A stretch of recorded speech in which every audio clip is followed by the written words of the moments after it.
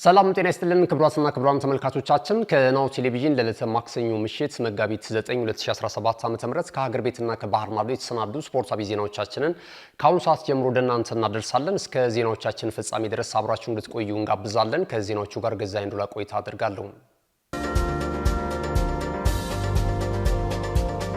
ወደ ቀዳሚው የሀገር ቤት ስፖርታዊ ዜናችን ስናልፍ የኢትዮጵያ ብሔራዊ ቡድንን ቀዳሚ እናደርጋለን። የኢትዮጵያ ብሔራዊ ቡድን ለዓለም እግር ኳስ ዋንጫ የውድድር መድረክ ለማለፍ የምድብ 5ኛና 6ኛ ጨዋታውን መጋቢት 12 እና 15 በሞሮኮ ካዛብላንካ የሚያከናውን ይሆናል። ይህንንም ተከትሎ ብሔራዊ ቡድኑ ያለፉትን 5 ቀናቶች በአዲስ አበባ ስቴዲየም በአሰልጣኝ መሳይ ተፈሪ እየተመራ ልምምዱን እያከናወነ ይገኛል። በትላንትናው ዕለት የ5ኛ ቀን ልምምዱን ያከናወነ ሲሆን በዚሁ ጊዜ የፌዴሬሽኑ ፕሬዝዳንት አቶ ኢሳያስ ጅራ እንዲሁም ምክትል ፕሬዝዳንት አቶ ዳኛቸው ነገሩና የጽህፈት ቤቱ ኃላፊ አቶ ባህሩ ጥላሁን በአዲስ አበባ ስቴዲየም በመገኘት ተጫዋቾቹን በአጠቃላይ የኢትዮጵያ ብሔራዊ ቡድን ልዑክ ቡድንን አበረታቷል። በቀጣይም ፌዴሬሽኑ አስፈላጊውን እገዛ በማድረግ በቀጣይ ጨዋታዎች ላይ ጥሩ ውጤትን እንዲያስመዘግቡ እገዛ እንደሚያደርጉላቸው እንደዚሁ ተናግሯል። የኢትዮጵያ ብሔራዊ ቡድን ዛሬ ሌሊት ለነገ አጥቢያ በቀጥታ ወደ ሞሮኮ ካዛብላንካም እንደሚያቀና ተነግሯል። አሁን ላይ በአሰልጣኝ መሳይ ተፈሪ ጥሪ ቀርቦላቸው ልምምድ እየሰሩ ያሉ 24 ተጫዋች መሆናቸው የተገለጸ ሲሆን አንድ ተጫዋች ተቀንሶ 23 ተጫዋቾች ደግሞ ወደ ሞሮኮ ካዛብላንካ ያቀናሉ ተብሏል። የኢትዮጵያ ብሔራዊ ቡድን የመጀመሪያ ጨዋታውን ከ3 ቀናቶች በኋላ በዕለተ አርብ መጋቢት 12 ጨዋታውን የሚያከናውን ይሆናል። ይህ ጨዋታ የሚከናወነው በላርቢ ላውዚ ስቴዲየም ሲሆን እንዲሁም ከ3 ቀናት በኋላ ደግሞ በዕለተ ሰኞ መጋቢት 15 ከጅቡቲ ብሔራዊ ቡድን ጋር የምድብ 6ኛ ጨዋታቸውን የሚያከናውኑም ይሆናል። ይህ ጨዋታ የሚከናወነው በኤልጄዳድ ሞሮኮ ኤልአብዲ ስቴዲየም መሆኑንም የኢትዮጵያ እግር ኳስ ፌዴሬሽን ያደረሰን መረጃ ያመለክታል። እስካሁን ድረስ በተደረጉም የማጣሪያ ጨዋታዎች የግብጽ ብሔራዊ ቡድን ካከናወናቸው 4 ጨዋታዎች 3ቱን ጨዋታዎች በአሸናፊነት ሲያጠናቅቅ አንዱን ጨዋታ ባቻ ውጤት አጠናቆ በ10 ነጥቦች የምድቡን የደረጃ ሰንጠረዥ በቀዳሚነት እየመራ ይገኛል። ጊኒ ቢሳው በበኩሉ በ6 ነጥቦች ሁለተኛ ደረጃ ላይ የተቀመጠ ሲሆን ቡርኪና ፋሶና ሴራሊዮን እኩል 5 ነጥቦችን ይዘው 3ኛና 4ኛ ደረጃ ላይ ይገኛሉ። የኢትዮጵያ ብሔራዊ ቡድን በ3 ነጥብ 5ኛ ደረጃ ላይ ተቀምጧል። የጅቡቲ ብሔራዊ ቡድን ደግሞ በ1 ነጥብ የምድቡ ግርጌ ላይ ተቀምጦ እየተመለከትን እንገኛለን። የኢትዮጵያ ከ20 ዓመት በታች ፕሪሚየር ሊግ የ2017 ዓ.ም የውድድር ዘመን በምድብ አና በምድብ ላይ ጨዋታዎች እየተከናወኑ ይገኛሉ። በዚህም መሰረት በምድብ ላይ የተደረጉት ጨዋታዎችን ስንመለከት ድሬዳዋ ከተማ ከቀይ ዛላ ጋር ያደረጉት ጨዋታ ግብ ሳይቆጠርበት 0-0 በሆናቸው ውጤት ተጠናቋል። ወልቂጤ ከተማ በበኩሉ ከኢትዮጵያ መድን ጋር ያደረገውን ጨዋታ 1-0 በሆነ ውጤት ማሸነፍ ችሏል። 68ኛው ደቂቃ ላይ ለወልቂጤ ከተማ የአሸናፊነቱንም ግብ ቴፔኒ ፍቃዱ ከመረብ ማሳረፍ ችሏል። ሌሎችም ጨዋታዎች በዚሁ ሰዓት የተደረጉ ሲሆን በምድባ የ14ኛ ሳምንት መርሃ ግብር ሐዋሳ ከተማ ከአዲስ አበባ ከተማ ያደረጉት ጨዋታ በሐዋሳ ከተማ 3-0 አሸናፊነት ፍጻሜውን አግኝቷል። በዚህ ጨዋታ ላይ ሐዋሳ ከተማን አሸናፊ ያደረጉት 3 ግቦችን ዚያድ ከድር 9ኛው ደቂቃ ላይ፣ 43ኛው ደቂቃ ላይ ዳግም ትንሳኤና 66ኛው ደቂቃ ላይ ደግሞ ምንተስኖት ጀማል ሐዋሳ ከተማን አሸናፊ ያደረጉ ግቦችን ከመረብ ማሳረፍ ችሏል። ወደ መጨረሻው የሀገር ቤት ስፖርታዊ ዜናችን አልፈናል። የቅርጫት ኳስ ስፖርት ዜና እንመለከታለን። እንደ ማንኛውም የስፖርት አይነቶች ለቅርጫት ኳስ ስፖርትም ትኩረትና ድጋፍ ከተደረገለት በዓለም አቀፍ አደባባይ የሀገራቸውን ሰንደቅ ዓላማና ስም ሊያስጠሩ የሚችሉ ወጣቶች ይፈሩበታል ሲል ከናሁ ስፖርት ጋር ቆይታ የነበረው አሰልጣኝ ዳንኤል ኃይሌ ተናግሯል። አስተያየቱ እንደሚከተለው ይቀርባል። ሚዲያ እዛ እየመጣችሁ ሞር ይህንን በመዘገባችሁ ቁጥር አይ ቲንክ ሞር በጀትም ቢሆንም ፎከስም እንዲሰጠው እናንተ ናችሁ የምታስጀምሩት ብዬ አስባለሁ። ሁላችሁ ሚዲያ ላይ ያላችሁ ሰዎች ኑ ተሳተፉ ብለን እንጠይቃለን። ኦፕን ነን። በጣም ለየት ያለ ኮንቴንት ለመስራት በጣም ምቹ ነው። ጥሩ ነው። አሪፍ ነው። ከነሱ ጋር ያለን ኤቢኤ ከነሱ ሊግ ውስጥ አንድ ኦልሞስት በየዲቪዥኑ አንዳንድ ቡድን አለን። የኛ ሴቶች ቡድን 2 ባክ ቱ ባክ አሸንፏል ዋንጫ እዛ የአዲስ አበባ ፌዴሬሽን ሊግ ውስጥ ማለት ነው። ከነሱ ጋር ብዙ አብረን እንሰራለንም ለመስራትም እናስባለን። በዚህ አጋጣሚ ጃይንትስ ኦፍ አፍሪካ የመጡትም ቦታ ምርጫም ላይ ነው የሰውና የችሎታ ምልመላም ላይ ሆኖም ቦታም እየፈለጉ ነው። 35 ሀገር ላይ 35 የተለያየ ሜዳ ገንብቷል አፍሪካ ላይ። ቀጣዩ እዚህ አዲስ አበባ ነው የሚሆነው። ቦታ ያማረጥናቸው ነው። እስቲ ሞር የባስኬት ሜዳዎች እንዲኖሩ አክሴሱ ሰው እንዲኖረው ትሬኒንግም ለመስራትም ለመጋጠም ነው።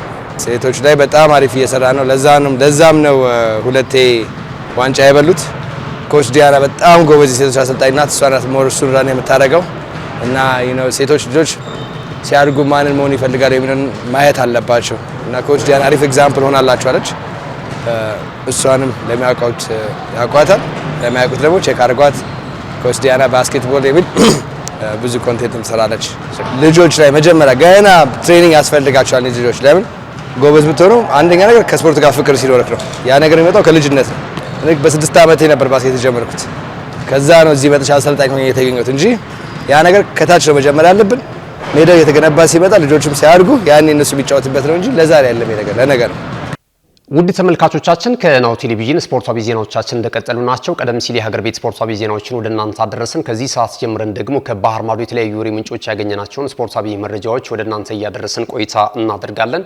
አብራችሁን ካሽጎ በየትኛውም ዓለም ሆነው በማንኛውም ሰዓት ለወገኑ የሚደርሱበት ፈጣን የገንዘብ መላኪያ ተከፈተሎ። ማስተርና ቪዛ ካርዶን በመጠቀም ከ5 እስከ 20 ዶላር የሚልኩበት አዲስ የገንዘብ መላኪያ መንገድ። ካሽጎን ለየት የሚያደርገው የትኛውም የገንዘብ ዝውውር በፍጥነት አገልግሎት ከመስጠቱም ባሻገር ለማንኛውም አገልግሎት ምንም አይነት ክፍያ አለመጠየቁ ነው። በሀገራችን ታሪክ ገንዘብን ከውጪ ወደ ሀገር ቤት በማስተላለፍ በመተግበሪያ መልክ አገልግሎት መስጠት የጀመረው የመጀመሪያው ሀገር በቀል የገንዘብ መላኪያ ዘዴ ካሽጎ ከ4500 በላይ ባሉ የባንክ ቅርንጫፎች አገልግሎት እየሰጠ ይገኛል።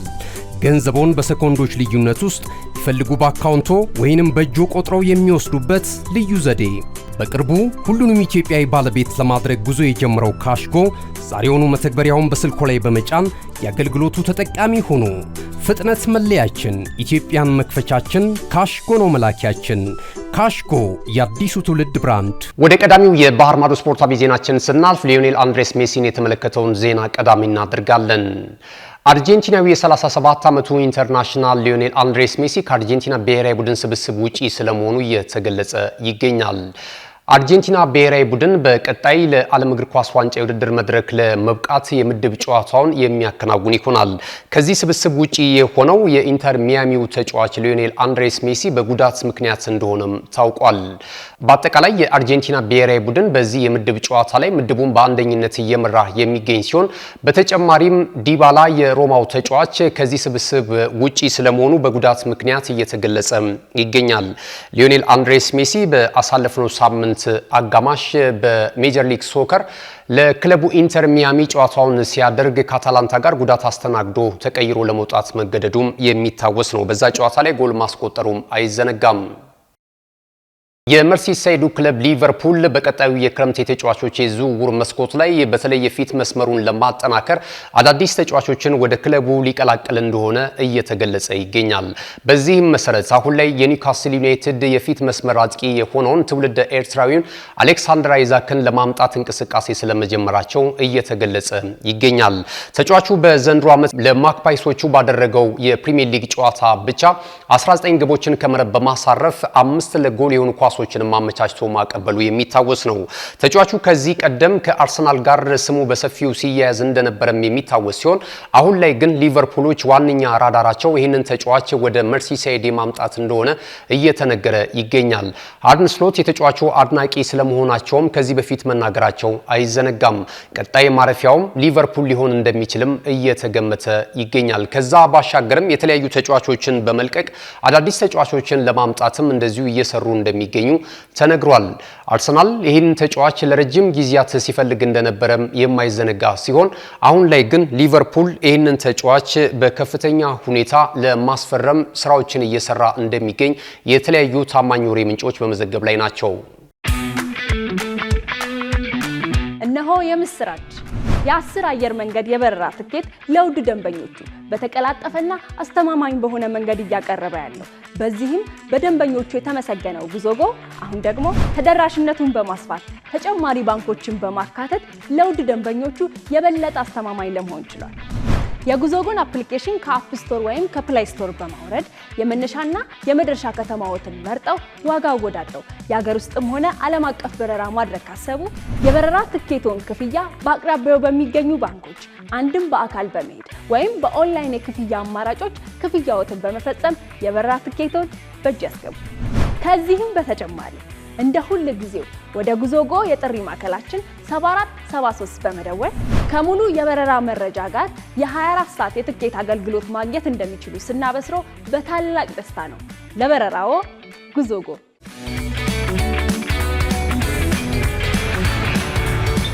ክቡራትና ክቡራን ተመልካቾቻችን ከናሁ ቴሌቪዥን ለዕለተ ማክሰኞ ምሽት መጋቢት 9 2017 ዓ.ም ከሀገር ቤትና ከባህር ማዶ የተሰናዱ ስፖርታዊ ዜናዎቻችን ይህንን ይመስሉ ነበር። ስለተከታተላችሁ እናመሰግናለን። ከዜናዎቹ ጋር ገዛኸኝ ዱላ ቆይታ አድርጌያለሁ። ቀሪ ናሁ ቴሌቪዥን መሰናዶች ይቀጥላሉ። በያላችሁበት መልካም ጊዜ ይሁንላችሁ።